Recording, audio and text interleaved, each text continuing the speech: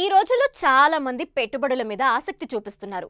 అయితే వేటి మీద ట్యాక్స్ పడుతుంది, వేటి మీద పడదు అనే దానిపై క్లారిటీ లేదు.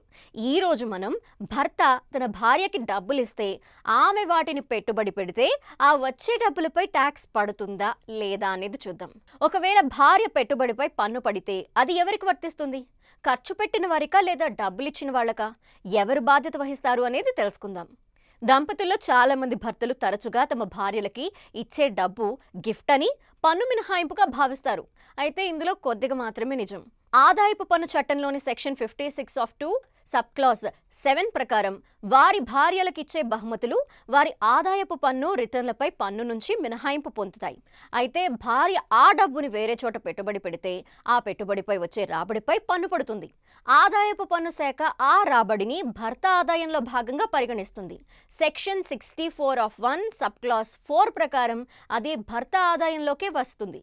భర్త ఐటీఆర్లో చూపించాల్సి ఉంటుంది. భార్యాభర్తలు ఎప్పుడు పన్నులు ఏ సందర్భాల్లో చెల్లించాల్సి వస్తుందో ఇప్పుడు చూద్దాం. భర్త తన భార్యకి ఎంత మొత్తమైన బహుమతిగా ఇవ్వచ్చు. దానిపై గిఫ్ట్ ట్యాక్స్ ఉండదు. అయితే ఆ భార్య గిఫ్ట్ డబ్బుని ఎక్కడైనా పెట్టుబడి పెట్టి వడ్డీని సంపాదిస్తే ఆ వడ్డీ భర్త ఆదాయానికి వర్తిస్తుంది. భర్త తన భార్య పేరు మీద ఇల్లు లేదా వాటాలని బదిలీ చేస్తే దానిపై వచ్చే అద్దె లేదా డివిడెండ్ని భర్త ఆదాయంగా పరిగణిస్తారు.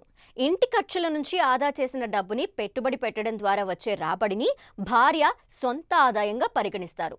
భార్య భర్త కంపెనీలో పనిచేస్తుంటే ఆమెకి ఆ పనిలో అనుభవం ఉంటేనే ఆ జీతంపై ట్యాక్స్ ఉంటుంది.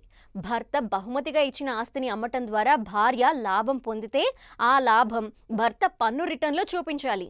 పెట్టుబడి నుంచి వచ్చిన వడ్డీని వేరే చోట తిరిగి పెట్టుబడి పెడితే ఆ రెండో పెట్టుబడి నుంచి వచ్చే ఆదాయం భార్య సొంత ఆదాయంగా పరిగణిస్తారు.